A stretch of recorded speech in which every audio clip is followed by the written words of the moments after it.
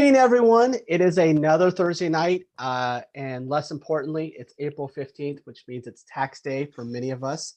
Hopefully, it wasn't too difficult for a lot of us. It definitely hurt my pocketbook, but hey, that's another Thursday night Facebook Live altogether. We are so excited to bring you a great resource and with our chairperson this year, which is Jennifer Sutherland with military inclusion. So tonight we are going to be talking about the month of the military child and everything military that goes along with that. So Jen Sutherland, I'll introduce her now and I'll come back to her after we do our announcements. We're very honored to have her. She is our military inclusion chair for HCC PTA. She is also posts information on our HCC PTA military resource group. She has done plenty of trainings for Florida PTA when it comes to military inclusion, 3 of them in the last few months. And she is also excited to see lots of pictures coming up on the 21st for Purple Up, as we all wear a purple and post them out, which she's going to talk about in a few minutes about the dates and how to do that. So I introduced her a little bit. Let's save a little bit of the good stuff afterwards. So let's get to the fun stuff here. All right, so these are your updates, your breaking news here. So next, is that Wednesday, right?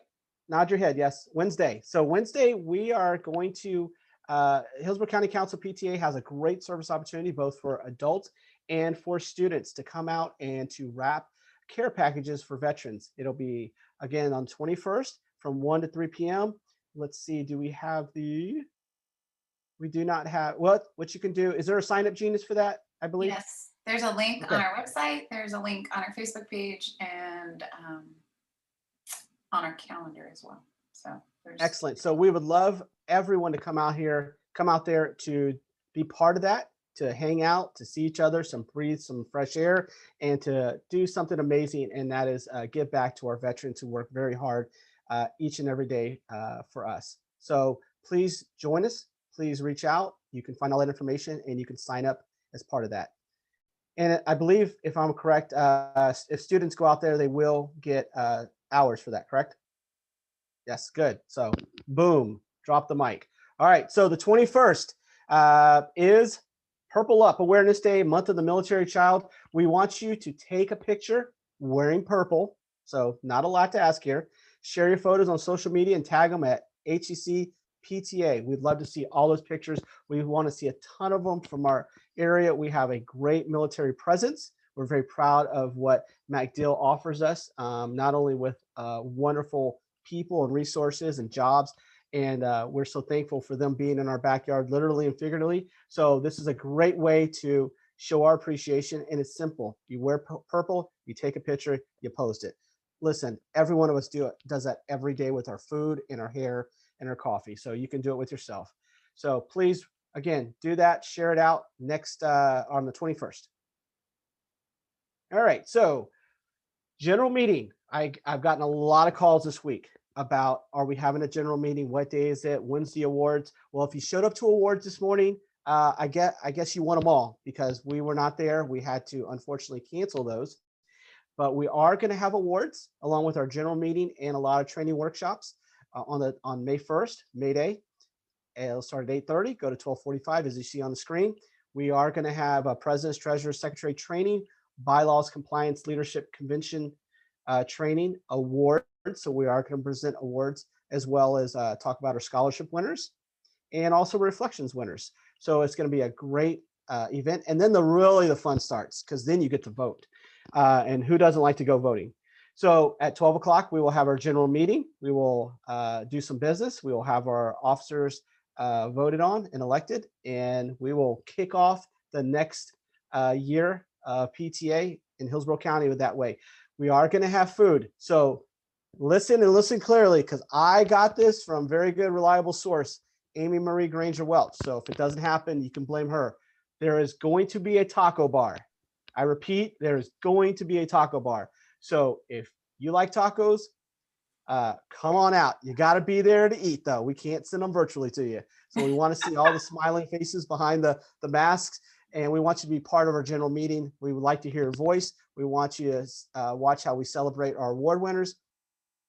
And finally, one last thing I did kind of skip over, leadership convention training. What that means is there's going to be some bylaws that are going to be voted on at leadership. What we're going to do is talk to you about those bylaw changes that are going to be voted on, and also teach you how to advocate by getting up there behind that lamp and talking at the podium at Florida Leadership Convention. So we're excited about that. I think it's going to be a great class. All right, moving on. So if you joined us last month, we had a great, I was told that was the biggest one that we had, or one of the biggest ones we had last week was. It was awesome. No. Yes. So The Hate U Give, which was an amazing book and actually a video or a movie. So if you haven't seen it or read it, you can watch the movie and cheat like me a little bit. This month we have How to Be Less Stupid About Race. So it'll be May 4th. Join us here. It'll be virtually. We'll have a book club, so you can get this book. You can. We will promote our friends at Hillsborough County Public Library. You can go there, check it out. You can listen to it through an audiobook. You could have it mailed to you. You can have it mailed to you. I just think that's the coolest thing I've ever learned in the whole month. Yeah, it's like the Amazon of libraries. It's so cool. For free. What? For free. Who can't beat free? So we would love for you. And even I think we had close to 20 something people. We want to beat that record. We want more people. This is great conversation. This is a great way to reach out, talk to each other, and really challenge each other to just open up and ask those questions that sometimes we're afraid to ask. So How to Be Less Stupid About Race, May 4th, be there, virtual. You can sign up. First 10 registers will get a $10 voucher for Uber Eats. Obviously, presidents are exempt for that because I did not get mine. No, all right, and breaking laws. Yeah. So if we've had some bylaw changes, these will be things that will be very similar to what is going to happen in Florida leadership. So if you haven't heard yet, bylaws have changed a little bit. You can now do your meetings virtually, all three of them. At one point, you had to have one in person. That has been changed. So all three of them can be done virtually. We hope that some of you can get together in person, but if it's still not the right time, that's okay. Get your meeting done, do it over Zoom, do it Google, whatever you need to do, just get it done. There are some other changes as well, but that's the main change that comes to what everybody needs to know. You do not have to meet in person. You can do this online through virtual. So with that, I think we're done with the, yep, good. So we're done with that. So let me again reintroduce our very special guest. She is not only is she a military inclusion chair, she's just a wonderful person, very warm, very inviting. I have the utmost respect for what she's doing. And I could not think of a better person to represent our military when it comes to our Hillsborough County Council PTA. And I do mean that with all sincerity. And that is Jennifer Sutherland. Jennifer, how you doing? Doing great. Thank you so much, Frank, for the kind words. Appreciate it very much. You deserve all of them. So I am going to kind of step back at this point because I know you have a presentation, correct? I do. Okay. And we will kind of step back. We'll mute ourselves and we'll kind of let you take over the show and do your amazing stuff. Is there anything you need before we start? Anything you want to tell everybody? We will go through a few dates that are coming up for everyone before we get into the presentation, just so you can make a note of those, but they're all on our PTA pages, on Facebook, on their website. And we'll talk about the military Facebook page for those that don't know about it yet. So you can find all these dates there too. But we'll go through those first for Purple Up celebrations this month. Awesome. And will people have a chance to ask any questions? Will you be taking questions? Of course. If anybody has questions, feel free just to, let Amy Marie know in the chat maybe, and she can make sure I'm paying attention to that. Oh, awesome. Very good. I'm going to go ahead and mute myself, and it is all yours. You can share it and go to it. Okay. Thank you so much. And I have to tell everyone that a couple of years ago when I was attending some conferences with the HCC board, the Hillsborough County Council Board of PTA, we started having conversations at the tables just about military kids and military life. And, they learned a little bit about my, history and my life. And, the discussion started, well, maybe it would be a great idea to have a military position somewhere on our, county council. And, I was very excited to hear that. And definitely there are so many advocates in this county that you could have just picked any of them and they would have done an awesome job. And I think I just happened to be there at the right time. And it just sort of worked out that um, I'm the first one that they've had on the board, but I certainly hope I won't be the last. And so I've been very happy to just sort of build this idea of having a military inclusion person on the board so that we can start thinking about how we can all combine all our wonderful ideas across the county, because there are a lot of local units that have been doing some Purple Up activities for quite some time now. They're still doing them. And there are others that, would like to do them, but maybe they're not sure how to get started. So we just thought this would be a great idea to have one person that maybe could interact with everyone and just find out what people are doing and bring us all together. And we're still in the process of doing that, but it's growing and growing and growing every single year. And I get more and more pictures every year, and I see more and more posts from different schools every year. So it's just very exciting that more and more local units are jumping on board, and schools are jumping on board, and just parents at schools are stepping up to start things on their own at different schools. So it's been really exciting for me. I'll just give you a little bit of background about why I wanted to do this and why I might be qualified to be here and do this. So I'm a military spouse going on 23 and a half years now. We're active duty Army, but we are stationed here at MacDill Air Force Base, and we're lucky enough to get to do back-to-back assignments here, and never expected my oldest child to be able to finish middle school and high school in one place, but that was a dream come true for us, and she did. And so now she's off to college, and now we have a middle schooler who's in 7th grade, and so we'll get to do all that over again. But we're getting it to do it in the most amazing place. I've really fallen in love with Tampa, Hillsborough County. I've seen a lot of different versions of school districts and PTAs and organizations.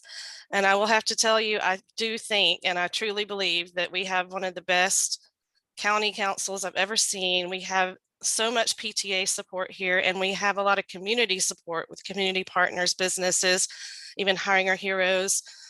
There's a lot going on in Tampa to support military families, and I do think that people are finding that out because they're coming here as fast as they can. And if you're a new military family trying to move here, you'll find it's very difficult to find a rental. It's very difficult to find a house. They'll be gone in a day, and sometimes they're not even on there for a day. So, we just want to welcome anyone who is coming into the area soon. If you're watching this and you might be moving here, or you've just been here for a few months, and with the COVID and quarantine, maybe you haven't had a chance to get out and meet many people yet. But I promise that is not the norm of how MacDill Air Force Base in the Tampa area is. And I think once we do get back to some sense of normal, you will find that there is so many opportunities to interact.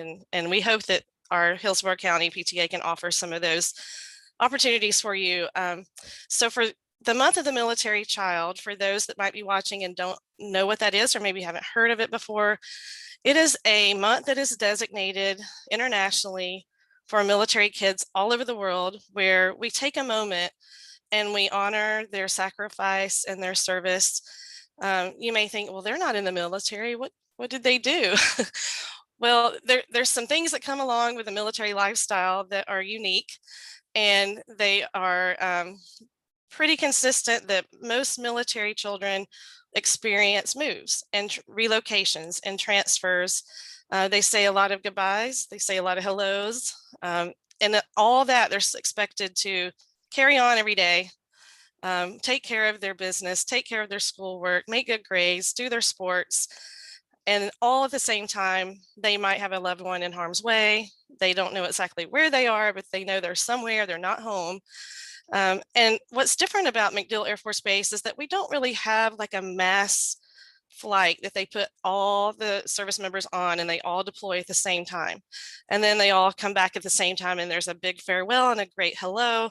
What we do have is a lot of different types of jobs that require people to go many different places at different times. So you may not be aware of the kids who are having, parents that are on an extended leave or extended duty or far away.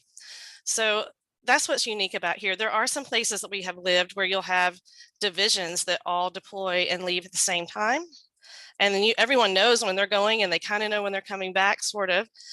Here it's a little bit different. So it's very important for educators, those that work with kids in our community, to know and be aware that although it may not be announced on the news and it may not be an article about it in the paper, we do have a lot of service members coming and going at various times, and they are still fighting the longest war in history, the war on terror. And to give you some perspective, I have a 20-year-old that was born just a few months before 9/11.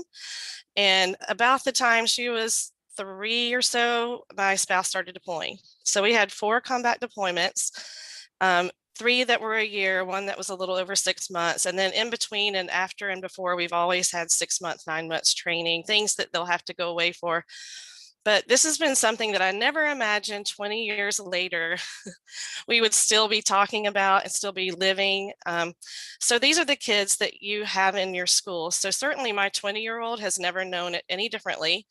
My 7th grader definitely doesn't know it any differently. And if you have children in elementary school and even up, all of those kids, if their parents are still active duty, are experiencing some of these similar things right now as we speak. So we take a month in the year to sort of observe their silent sacrifice, the way that they remain resilient and strong. And we definitely want to not paint it as, wow, this is a woe is me sort of upbringing. It's a wonderful upbringing in that you get exposed to so many different people. You get to see so many different places. You bring all those experiences with you to the school that you're in now, and you can share those experiences. You have real world experience. So it's a wonderful time to honor what they do. But if you meet a military kid, you'll know immediately they don't dwell on those other things I talked about. They're really positive, and they're always looking for the next thing to do. How do I move on? Because that's just what you do. So this month, we've already had a couple of events that we did earlier in the month with Robinson High School and the school liaison officer and the military family life consultants. We did a college readiness workshop. And it was free, and it was on, it was a web presentation. And if you missed that, we have a recording, and we can definitely send that to you. So if you're interested in seeing that recording, you can just, email me, which is really easy. It's just military@hccptaptsa.org. And we can send you that link and you can watch that. We also have about 10 handouts that came with that workshop. So anything that we talked about in the workshop was in the handout. So don't worry about wearing your hand out trying to write really fast. So that was one thing that we did. There are some things coming up on the base pretty soon on April 17th.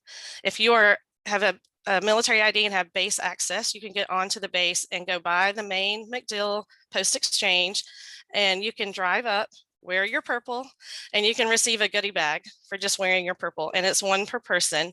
So any ID card holders that want to jump onto base between 11 o'clock and 1 o'clock on the 17th, you can swing by and get your free goodie bag. And as Frank mentioned, next Wednesday is our county's Purple Up, and we did choose that date because the state of Florida chose that date for themselves. Now, there are some schools that are celebrating tomorrow and even today their Purple Up Day, but we chose the 21st to align with the state and with the district and the state of Florida. So wear your purple next Wednesday, wherever you happen to go, and send us a picture. You can tag us on Facebook. That's really easy to find. You just, I think Amy Marie's going to put it there, but it's just HCC PTA PTSA. And then if you're on Twitter, which a lot of the school district organizations use Twitter. So if you want to tag us on Twitter, that's really easy. It's just at HCC PTA PTSA, or you can email me directly at that military@hccptaptsa.org. There's a lot of ways you can reach us, but we would love to have your pictures so that we can share them and make a collage of photos of all the things that you're doing. There are some schools that are out there doing Spirit Weeks, and they have a different outfit they're wearing every day. If you want to share some of those with us, we'd love to see that. But also on the 21st, if you have a little one and you're at home, or let's just say you work in the day, but you can't do something until later, we're going to record an early literacy book reading for the young ones. And it's Harold and the Purple Crayon. You may be familiar with that one. It's been around for quite a while. But we're going to do that at 11:15. And we do have a link that we can put in the chat box on that Wednesday, 11:15 a.m. We're just going to read a book. We give a few tips about building reading skills, and we do a couple of crafts. And I will tell you, I made some beautiful artwork with my craft, and it took me about 5 minutes and it cost me about 50 cents. So it's really easy. Anything that I always present is super easy and doesn't cost a lot of money. It's probably things you have laying around the house. So don't worry if you're not crafty. So that's next week on the 21st. And then Frank mentioned there's an opportunity for those that want to volunteer. We're going to do care packages for veterans that's being sponsored by the Stephen A. Cohen Military Clinic with Aspire Health Group and Operation Gratitude all together. And we're just going to jump in. They've got thousands and pounds of pallets of donations that people have sent to them. They just need somebody to put them in bags so that we can then find people to give them to. And they're going to feed us when we go. So, I mean, how much better could it get? So, so that's why he just needed to know a number so that he could make sure that he had enough food for everyone. And I was like, oh, you're the best. That's just amazing. And if someone wants a tour of the military facility, whether you're active duty, retired, you're a dependent of someone active duty or retired, you can utilize that military health clinic.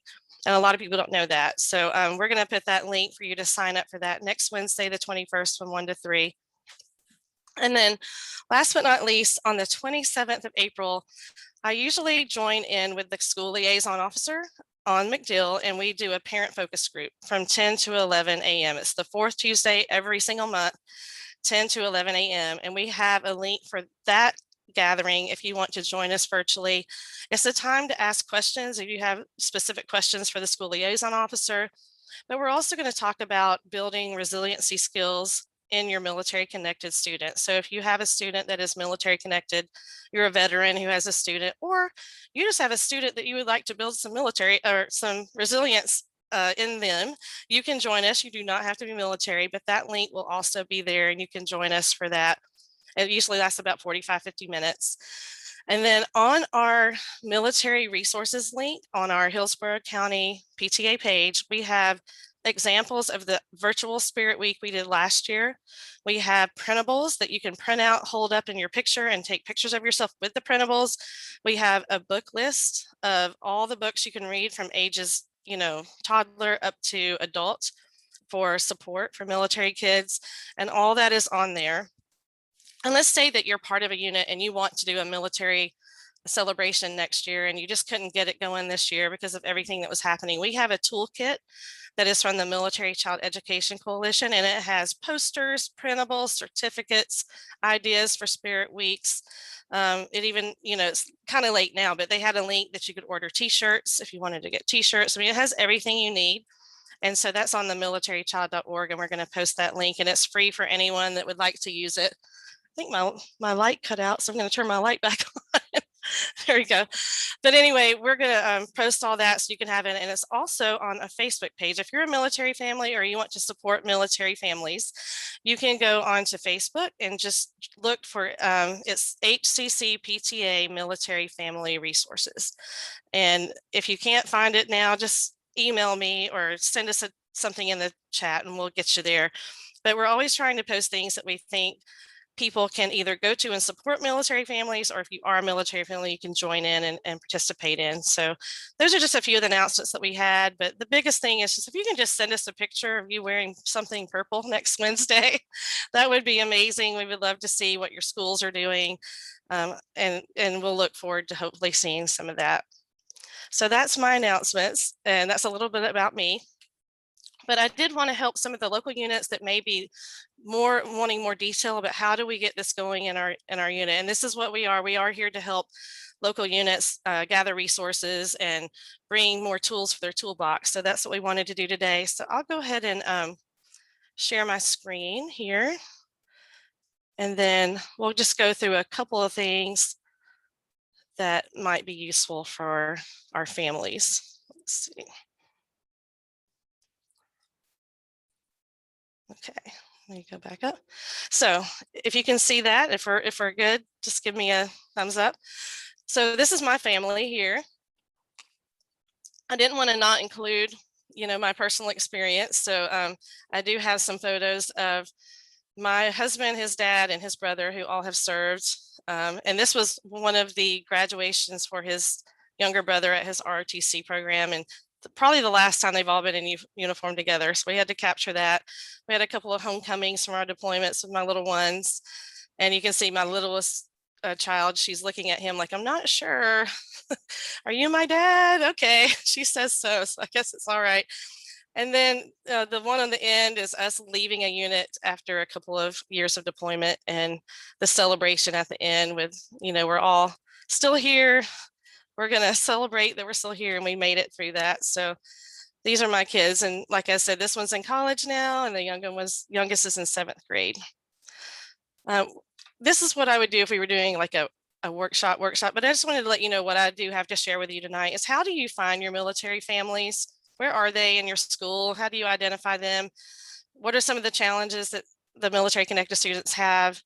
And in reviewing our national PTA standards and our family school partnerships, how does that gel with supporting military families when you're looking at doing things as a local unit? And then how do you establish a military support position in your local unit? And then how do we celebrate the kids throughout the year in our local units and our schools? And then we're just going to give you some resources for trainings. If you want to do free trainings with your board about military transition, we have those already recorded. You don't even have to like reinvent the wheel.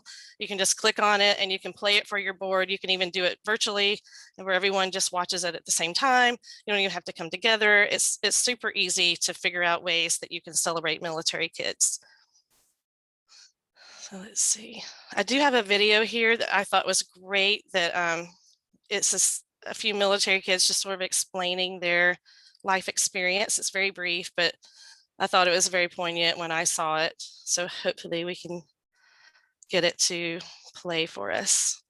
Bandwidth. We've got one person working also, and then we've got a student doing e-learning. So she's doing all that. Here we go. Let me know if you can hear it or if you can't hear it.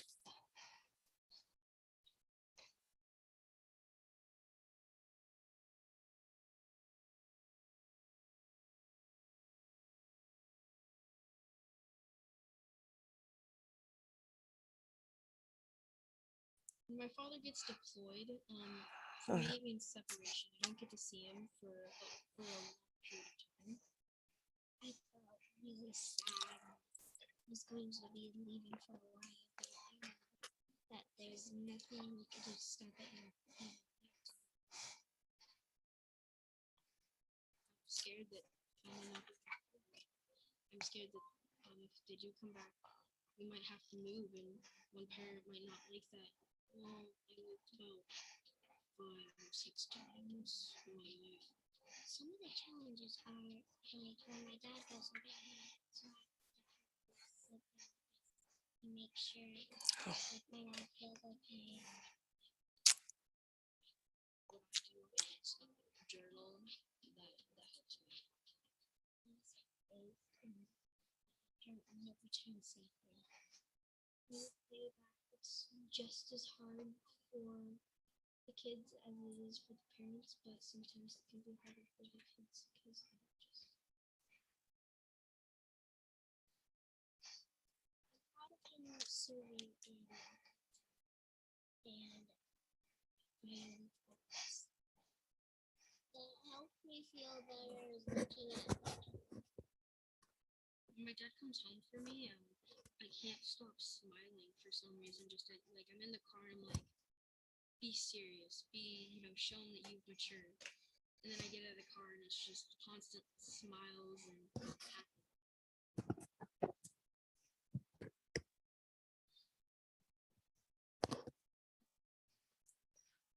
Well, I hope you could hear that. Sometimes we have a little trouble with audio with some of those, but it was just a few kids just telling how proud they are. At the same time, it is sometimes difficult to get through some of those harder deployments. Okay, see if we can get this to switch to the next. Okay. We need to go to the next slide.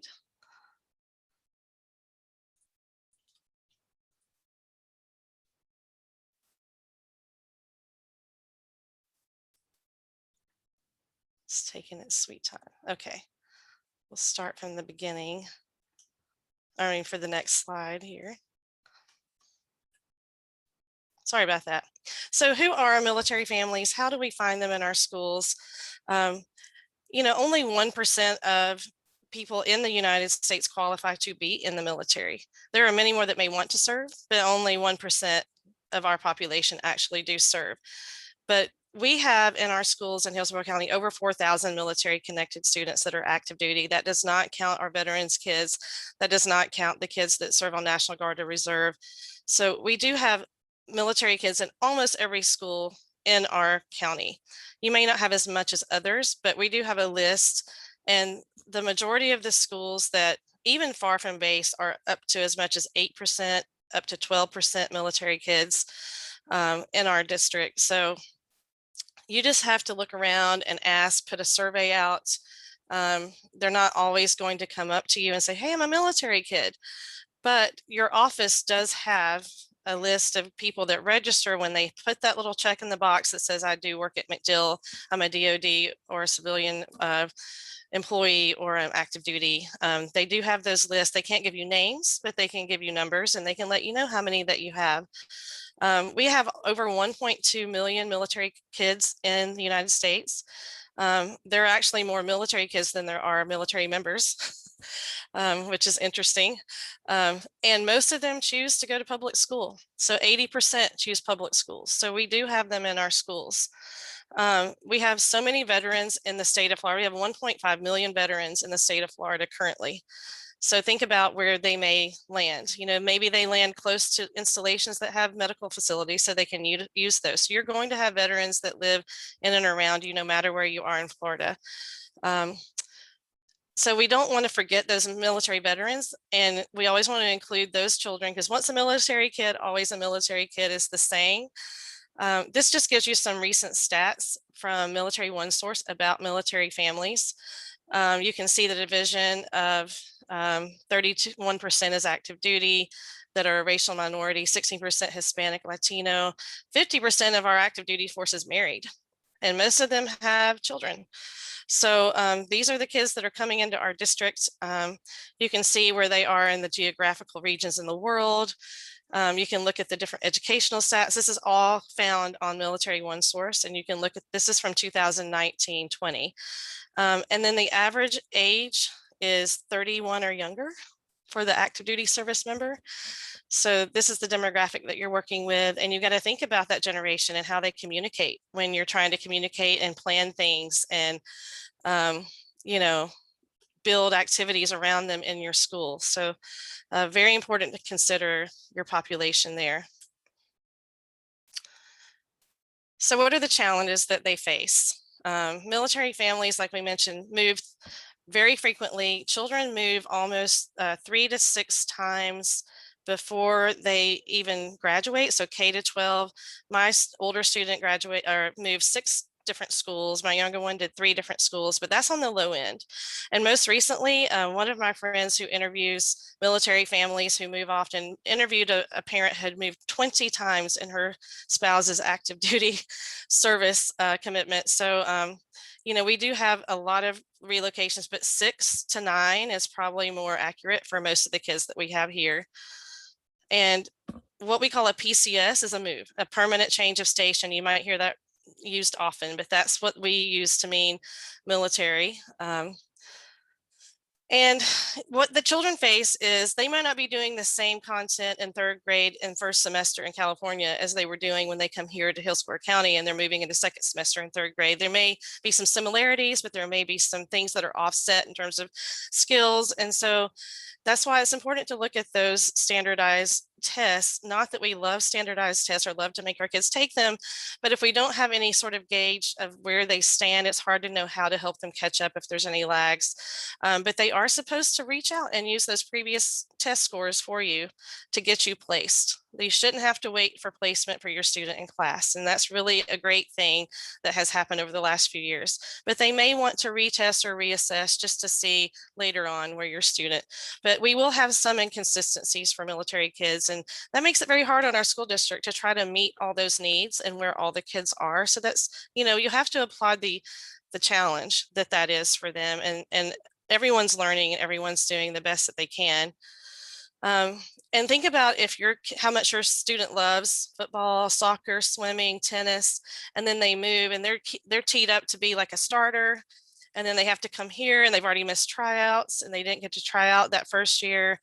And then they miss practice and they get a little out of condition and then they have to come back and try again. Maybe they don't get that same spot they were fighting for before. So these are the things that think about your young child or your teenager, what's most important to them, who they sit with at lunch, and their extracurricular activities and their friends. That's what matters the most. And so some of these, we think about the academics being so important, but some of the social emotional issues are even as equally as important as that. We have to think about ways we can accommodate, give people a chance to audition by video if they know they're coming to us early, and then they can send an audition tape or they can send in reels, things like that to think about. And then transitions. That's just a given. You're going to transition as a military kid. You're going to have to move to different schools. But how can we help as parents, as teachers, as administrators to help make those transitions easier? Do we have a new to the school club? Do we have a student to student, which we'll talk about later, a student to student program, which some of our schools do have? So any way that you can think of to make that welcome a little easier for them and get them integrated as fast as possible helps them.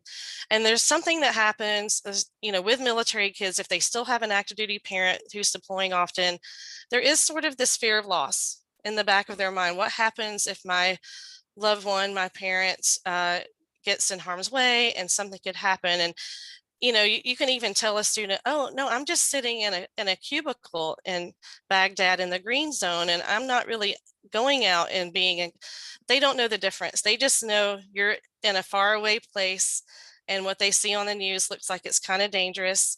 And so you might be in harm's way too. And it's really hard for young children to decipher between that. So they always will have a little bit of that behind them and going on in the background. And something I want to make people aware of who work with children is deployment cycles. And we're going to talk about that briefly. There is a buildup to when a loved one leaves. And then there's something that, phenomenon that happens while they're gone. And then there's this reunification where they come back and everyone's together and you think, oh, it's all good now. We're all together, everyone's safe and we're happy.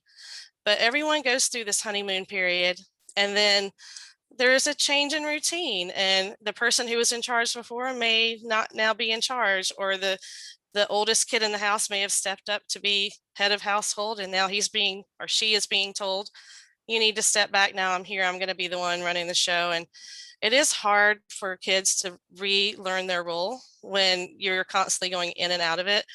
And so sometimes at school that may emerge for a teacher as a little bit of resistance. Maybe they're not paying attention as much. Maybe they are getting in a little bit of trouble. Maybe they tend to be sleeping in class. Maybe they're a little sad, they're overwhelmed. So you've got to think about, you don't know here what's part of that cycle that you're in. And I will say, when we first moved here, we were in a redeployment cycle. Everyone was back together. We were happy. Everybody was safe. But it was an adjustment for that first year with us figuring out where our roles were. And so my younger one, who was in kindergarten or going into first grade, she had some angst, at school. She was a little frustrated. She had a little bit of a short fuse. And people might say, well, why is she doing that? Everyone's together. She's not experiencing a deployment, but you're still in the cycle because we never know when it's going to start again. So you're still always in this holding pattern, and kids are sometimes unsettled. So these are great things for teachers and administrators to be aware of. Here's another picture of it. The anticipation, when the deployment happens and sort of this emotional reaction that you have to it. Then you have an anticipation of nervousness of return. And then once the return happens, there's a lot of that negotiation. So these are the phases that our kids are in, and all of them are in different phases of it at different times. So it's great to just check in. If you have a class of 25, maybe check in with parents on the open house night or registration night and just say, if there's anyone who is, active duty, I would love to know. I would love to just be aware. That way I can keep an eye out and just keep you informed if I see anything that might, be concerning. So a couple of things that have happened over the last few years: military students who are active duty and military connected dependents of people serving are now being tracked with what they call a unique military identifier, and that falls under the Every Student Succeeds Act. And these numbers are being monitored somewhere by state. So eventually going to be looking at these numbers over time, and we're going to find out where our military kids are growing and thriving, and see maybe where they're not growing and thriving so much. And that informs states and districts and schools where the areas are that they might need to work a little harder to catch some kids up. And we are lucky that the Florida PTA got a grant last year, or it was the year before, called Access. And they actually have a way that you can go in right now and you can look to see your county and see where kids are falling in different subject areas. But it is not a number that you'll ever receive. It's not like their school number. You'll never maybe know what that number is. It's just a unique identifier that does track military active duty connected students, or anyone who's National Guard Reserve who's been activated, and just tracks their progress. So that's just something to be aware of that's going on in the background. It is great if you can add to your PTA registration forms a spot for people to self-identify if they're military connected, whether it's veteran or active duty. You know, some people may not want to, and that's okay, but that would give them an opportunity to do that. And then maybe have someone follow up and just say, hey, are you new? Did you just get here? Are you doing well? What can I do to help you?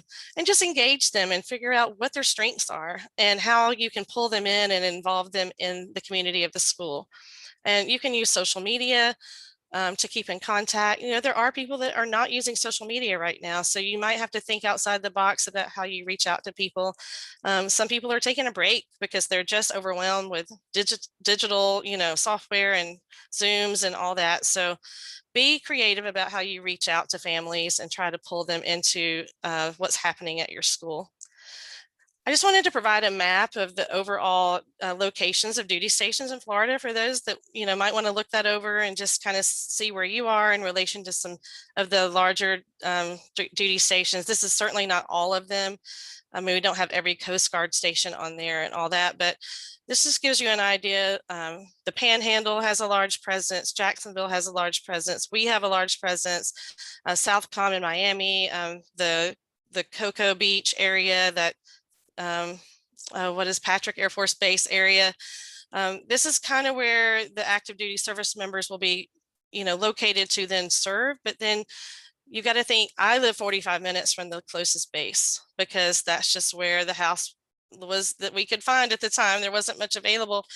But I don't live near MacDill Air Force Base. I was not offered housing on the base. So then I had to go out and search for housing elsewhere. So you can't just take that for face value that that's where everyone will be, but that just gives you an idea of where most military families are located geographically. So going back to how our national PTA supports us supporting military families, there are PTA standards in the Family School Partnership that does support us supporting new families of any type. We're supposed to welcome all families into our school community, and we're supposed to find ways to communicate effectively and support student success. We speak up for every child, no matter what. We share and delegate. We share our power. We let people who are good at what they do what they do. And then we collaborate with community partners, businesses, other organizations that want to support the school when we are building our local unit. So this is supported by National PTA. And if we're welcoming all families and we're speaking up for every child, no matter what their situation is, then we will be speaking up for military kids. So I just wanted to provide that to show you that this is supported through our National PTA as well. And we do have a great support nationally for military kids. So what can you do as a local unit? I think it would be a great idea if you found a parent or someone who really does care about the military and ask them if they want to be your point of contact for military families when they move in, and make it a prominent thing on your website or on your Facebook page, especially when you have some of those high move times, like when people are leaving in May or when they're coming in August. And then when people also leave in December, because people do leave halfway through the year. And then when people are moving in January, because you will have two big cycles in the year where people will move. Due to COVID, and because a lot of people's moves were delayed, we're having people move in every other week right now because everybody got a stop loss put on their move and they couldn't leave. And so right now they're filtering in all the time and leaving all the time. So it would be great to have one person at your school that tries to, say goodbye to people when they go and say, we're going to miss you. And then try to welcome those new families in when they come. And I know right now with different restrictions, it's hard to kind of do larger meetups, but when you do your open houses next year, think about having a table just for welcoming military families so they can stop by and say hello. Maybe they can provide their name and information if they think they might want to stay in contact. Think about building a lunch buddy program, or what they call like a sponsorship program. Maybe an existing student, we learn a new student's coming into the school, and they look for them during lunch. You find out if they have the same lunch time, and you help them connect so they have someone to sit with the first few days, and maybe even reach out to them a couple of days before school starts so they know that you know they're coming and that they can find you. And then some schools and the counselors are doing what they call patriot groups, where if they know they have active duty military kids who have deployments coming up or have just come off a deployment, they can pair them up together and do some unique activities that just sort of support them in their social emotional growth through that. But then the main thing is just ask families what they need and what they want and what they look for. Put together a brief little survey, put it out there, find out what military families would find most useful for them and what they're looking for. It's super easy to do, and you can do that in your planning over the summer and into the fall. And then schedule a program for your board, your administrators, your educators, and your counselors to do some learning about transition for military kids. I know that we have a general idea living in this area about that kind of thing, but there is so much more to learn, and it could never hurt to have some professional development. And I'm going to give you a link later that they can do and get continuing ed units for that, so they can file those as part of their licensure. If you're not familiar with the Military Interstate Compact, it's called the MIC3 for short. It is a compact that we have a board in the state of Florida that has an agreement with the Department of Education, and they have certain things that they have come into agreement that schools will allow military families to do as they're moving in, like register without having a physical address yet, or going ahead and being placed appropriately and not having to wait until the first day of school when all the classes are full and you can't get in there. Or maybe there is a question about a prerequisite someone needed to be in a certain class here because they didn't maybe have something that they needed in Texas. And there is a way through the Military Interstate Compact that you can go ahead and not have to have that prerequisite and then be placed where the child needs to be placed. So there's a lot of things that they do, but their main goal is to help in transition of military families. And they have a website, it's just mic3.net, and they have a Florida board and a commissioner. And if a family is trying to work through an issue and they can't seem to come to resolution with their teacher, their administrator, their school board, their district, they can always reach out to the commissioner of the MIC3, and they can try to help and see what they can do to help the situation or smooth it out. So the MIC3 is very important. Every year, your school may have received federal impact aid forms. When you return those forms, that just allows our district to then communicate to the state and the federal government how many active duty or activated families we have. And those are directly linked to funding for schools. So I know that there is some discussion about some people don't want to fill them out, some people do want to fill them out, but I just want you to be aware that those came out usually in person, but during COVID, our district was amazing in getting it out digitally. So we didn't have to worry about returning them back to the school and all those things. So they've made it easy to do, and they're probably going to do that again next year. So be looking for those emails to come through. And then our school liaison officer, Venetia Waters, she is a contact that you have on MacDill Air Force Base. And she is the person that I'm going to be doing the parent focus group with on the fourth Tuesday of every month from 10 to 11.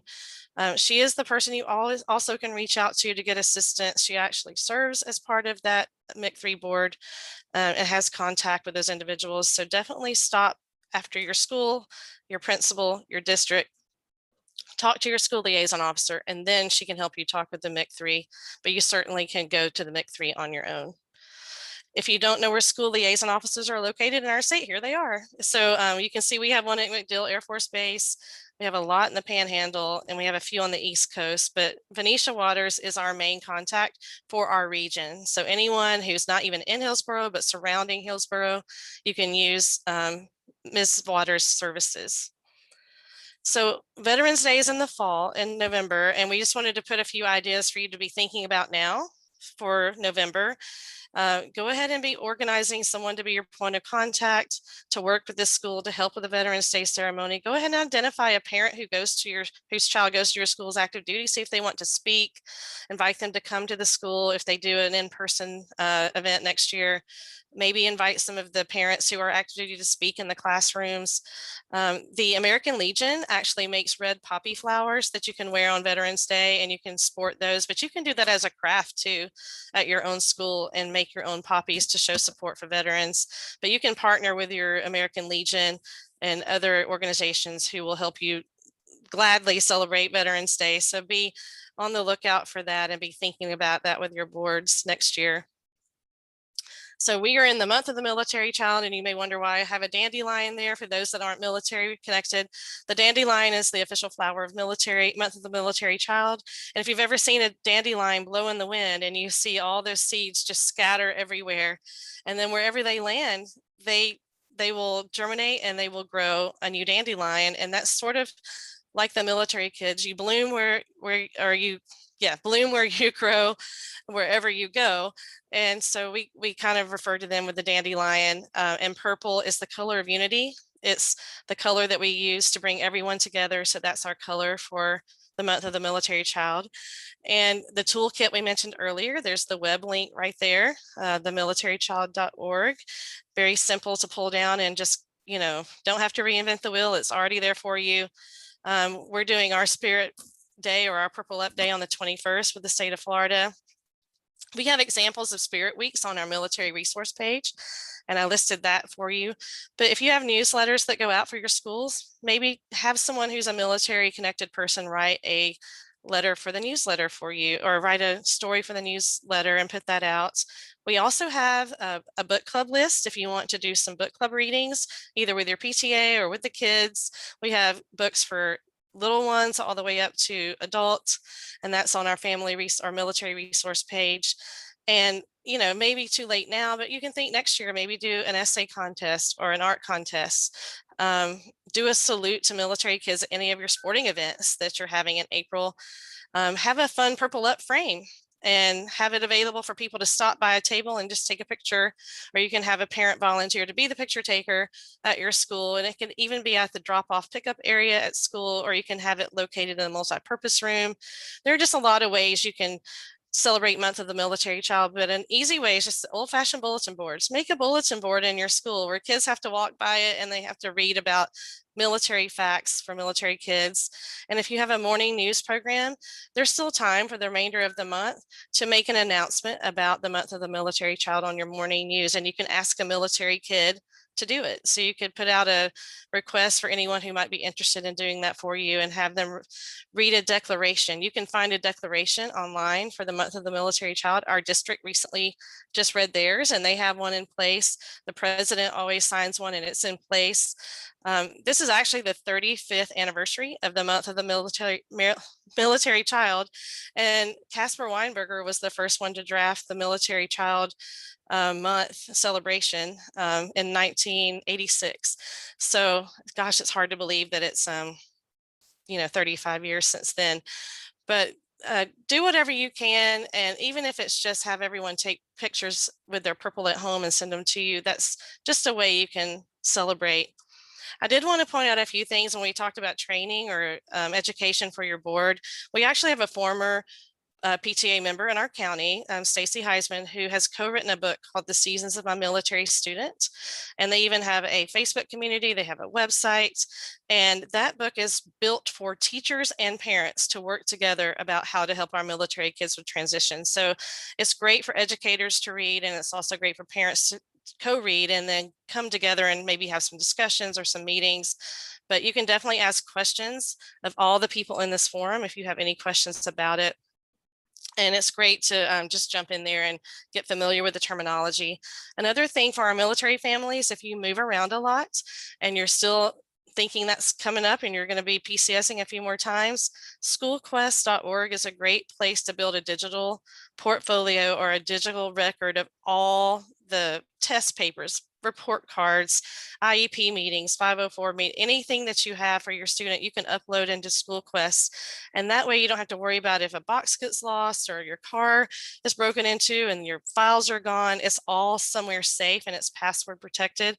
And you don't have to be military to use SchoolQuest. Civilian family, they're not going to check your ID when you log in on SchoolQuest. So anybody can use it. And it's great if you are moving, you can tap into communities right there on the SchoolQuest. And they also have the Department of Education links for every state and some international links. So it's just a great place to go and start getting all your things together. And I will tell you, as a parent who has sent a kid to college, I wish I had done this a long time ago, because when we had to fill out the Common App and the Coalition app and all the applications for the different places, and they all wanted these forms and these copies of things. And I was like scanning and I was like emailing and I was doing all kinds of stuff. So having it all in one place would have been a great thing when I was getting a kid ready to apply for scholarships in college. Another idea some schools are doing is they're building military kids clubs.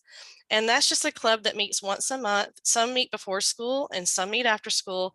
This year, some people have been meeting on Zoom, but they do meet once a month and they have a template already built for you on this link. But if you go to that seasonsofmymilitarystudent.com, they have all the things you can do for that. And if you just Google military kids clubs online, Stacy Heisman's articles will come up that she kind of created it. So they're super easy. They just do 1 or 2 activities, a club meeting that support military families, and it gives the kids an opportunity to see each other and see who is military like them. And it's great. I love that we have some student-to-student programs in our county. Robinson is one of those schools that has a student-to-student program. Plant has one. There's several others that have one, but student-to-student programs is a product of the Military Child Education Coalition, but you don't have to be military to be in an S2S program. It's a leadership program. It's a program that helps kids come together and grow in their leadership skills and their service skills, and they learn about various things that will be useful for them later on. Some of them actually get to travel to Washington, D.C. every year and participate in the national training seminar. I think this year it's virtual, so they won't be able to go physically this year, but it's a great program and it does take some sponsorship. But if you want to work with your school liaison officer and your principal, you can work and see how you could maybe get one. And then something you might hear a lot about coming up soon are the Purple Star designated schools or Purple Star designated campuses. And these are going to be, we think, instituted by the state of Florida relatively soon. They're really close, where schools can attain certain, they fulfill certain requirements. They have, 5 or 7 pillars. They have to meet like school grades. They have to show that they have someone on the campus that is educated in transitions. Like there's several different qualifications, but having a Purple Star designated school award will help military families when they move into a new area kind of identify schools that are at least making an effort and trying to reach out to military families a little bit more.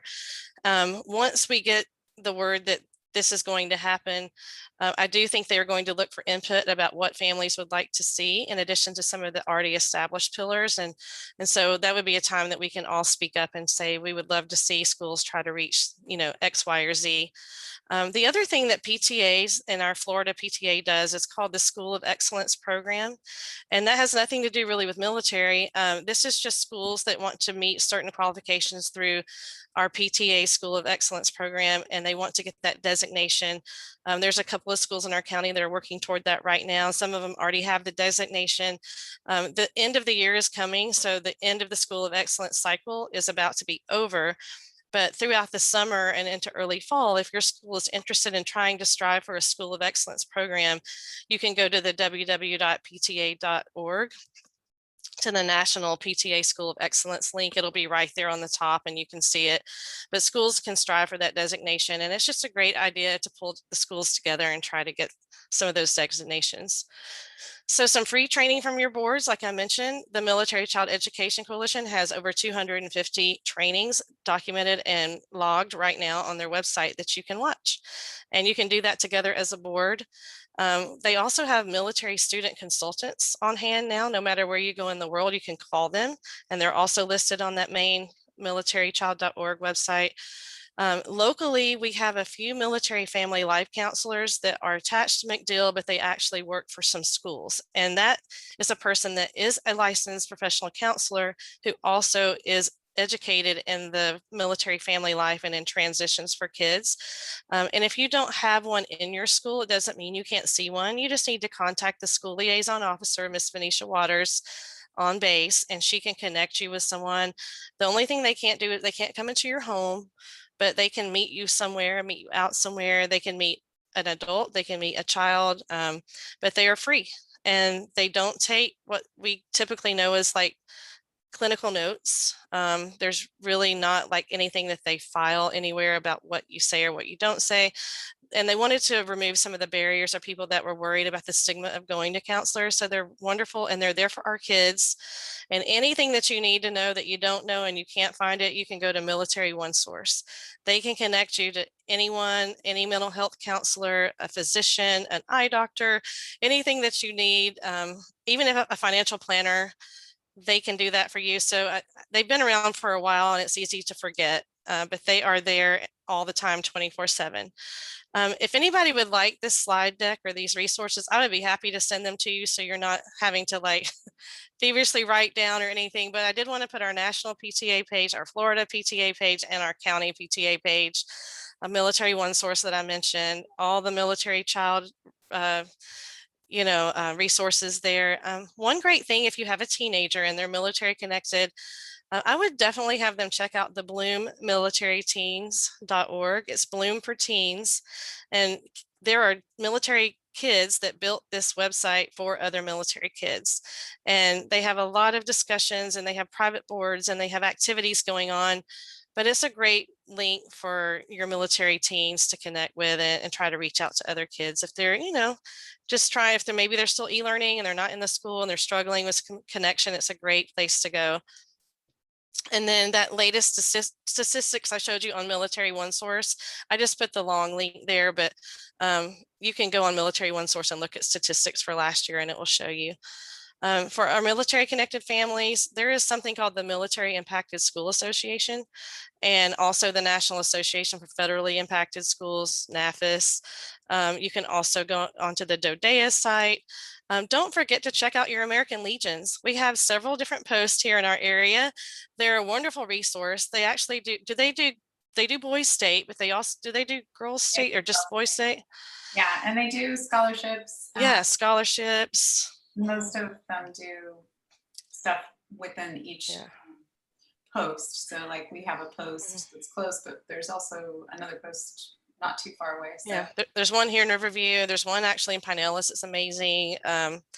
But yeah, don't forget to look at their websites because they do have an entire children's section and youth section that is amazing. So definitely tap into that. And I also put the National American Legion link there, the Seasons of a Military Student. And for those that love Sesame Street, they have an entire like set of resources and activities for military connected students that are just amazing. So definitely don't forget to reach out to them and look to see what they have going on.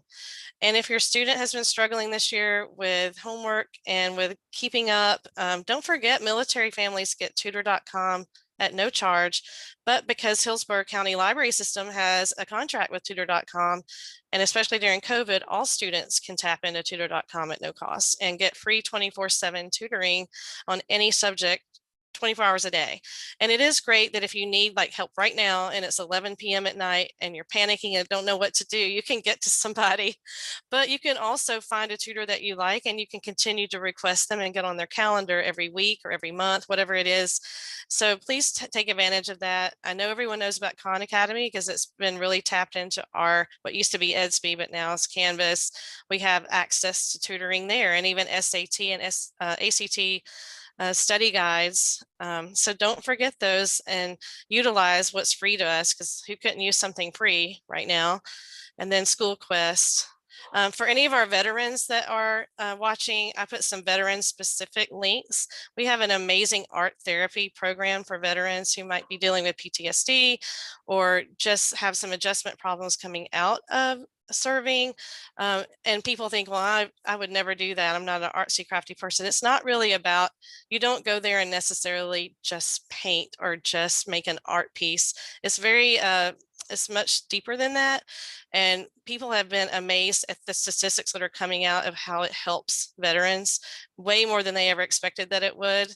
I think it surprised a lot of people. So we have Operation wearehere.com art therapy, and they will tell you where in your area. But over in Pinellas, we have a program that's pretty big there.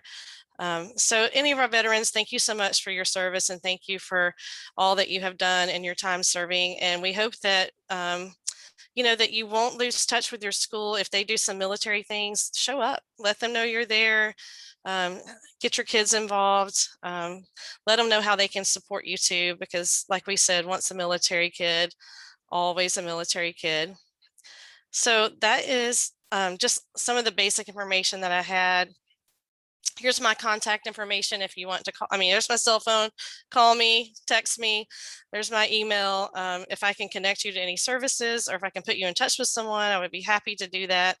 But I hope that some of the local units will reach out. I do have a job description for a position on a local unit that just says what someone would do if you did appoint someone to be that point of contact. And it definitely has a lot in it, but you can do as little or as much on there that your school has the bandwidth to do. But if you just put a person that they can contact, that means everything, because we used to joke that the hardest thing that we have as parents is finding that emergency contact when we move to a new school and we don't know anyone, and we feel creepy because we're walking up to people, you know, in the park going, you look nice. Are you a military parent? I just moved here and I have to put some name on my my kid's emergency contact. So if nothing else, that person can like find out maybe what street that person lives on, and they may know someone else who lives on that street. They might connect you to somebody, but just having a point of contact means the world. It just means that you know that when we move places, we are sort of desperate for connection, and that gives us someone to call. And it's nice to have a number to call, but if you don't want to put a number there, put a direct email that someone could reach somebody. So just consider doing that if nothing else next year. And then if you want this presentation, I'll be happy to send it to you. If you want me to do it for your PTA, I would be happy to come and do it for your PTA. And I could even go through the job description and explain what I had done when I did that position, and be glad to help you with that. That is all I had for tonight. And I want to thank you guys for letting me come on and talk about Month of the Military Child and military in general.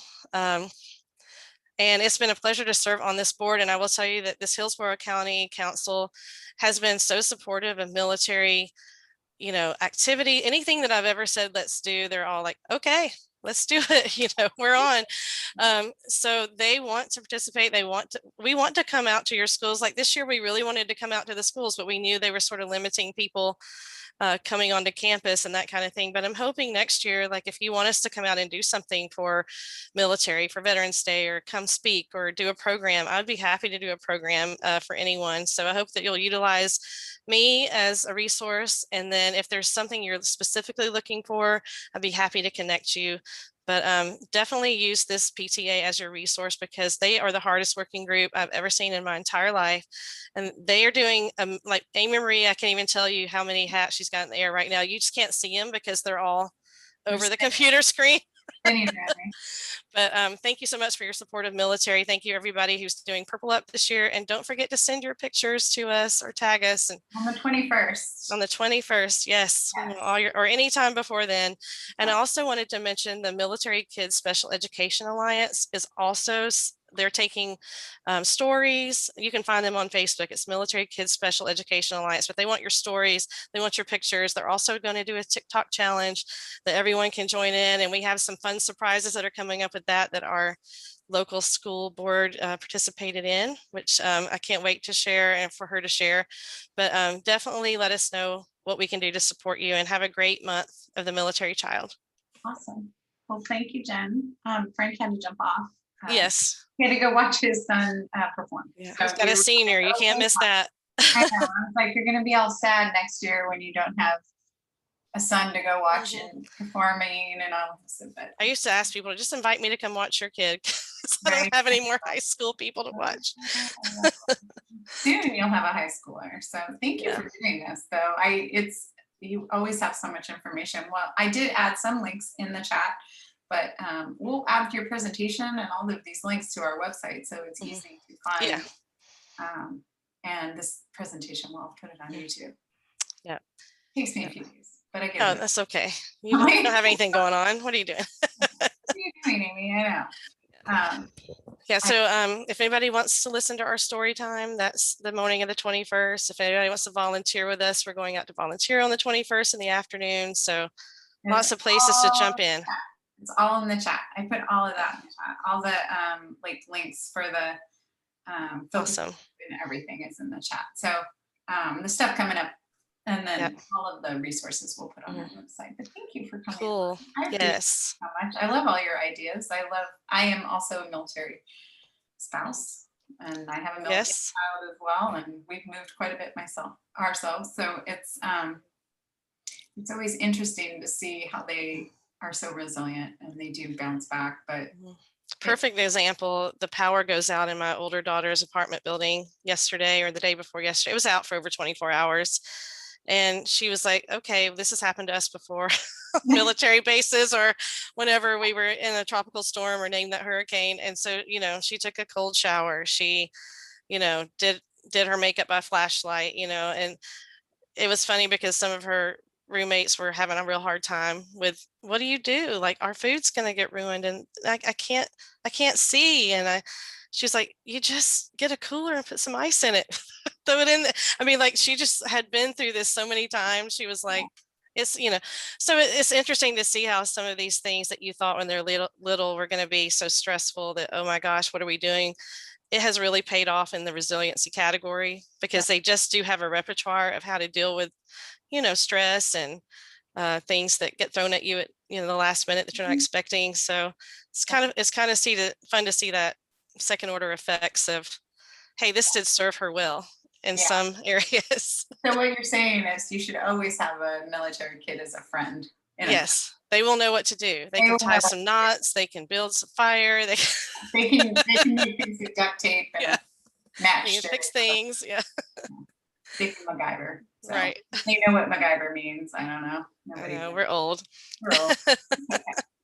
All right. Well, next week. So we should talk about next week. So we're putting some stuff together, and we were looking at maybe we're going to talk about summer camps, all the opportunities for summer camps. I know that we didn't have summer camps last year because everything was closed down, but this year there are a lot of in-person camp opportunities, and we're going to have at least the Tampa YMCA on to talk about some of the stuff they're doing and how that works. And we're working on getting some more. So stay tuned for that. We'll put more information out on that. What else is coming up? I think that's it that I haven't put on there. We're going to be doing another PTA motion in May, but we have not picked a place. I think we're going to be in town and country, however. So okay. Looks like you are going to be driving a long way. Yes. Yet again. We're used to it at this point. Right? When you live in Riverview, you drive everywhere. Yeah. So, well, thank you for coming on, and we will see you next Wednesday. Yes.